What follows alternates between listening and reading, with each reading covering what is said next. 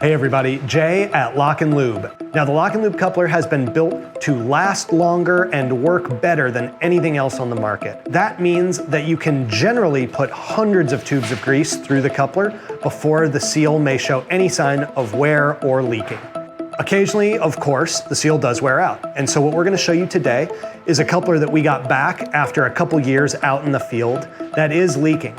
So we've got it on our storage zerk here, and I can show you that when I pump the grease gun, you can see some grease does come out around the jaws. So inside your LockNLube grease coupler are 4 steel jaws, and the seal here sits inside this metal cone. We often get customers who take this out and say, I checked the O-ring at the bottom and it appears to be intact. That is good to hear, but it doesn't necessarily answer the question of why is the coupler leaking. Now the grease comes out of the grease gun here, comes up through the middle, and this rubber seal inside pushes up against the head of the grease fitting. It can move inside the cone to create the seal and prevent the grease from leaking. Now our suspicion is that there's some dirt and grime that's built up inside that cone, which is gonna prevent that rubber seal inside the coupler from creating a strong positive connection with the head of the grease fitting. The first step here is going to be to clean the grease coupler.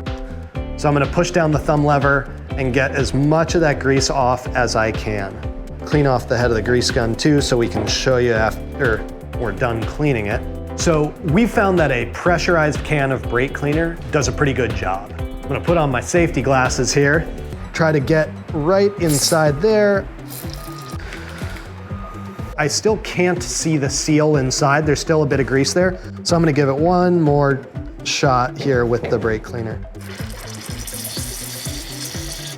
And for anyone wondering, the rubber compound we use in the seal is resistant to solvents, so you don't run any risk of damaging the seal by doing this.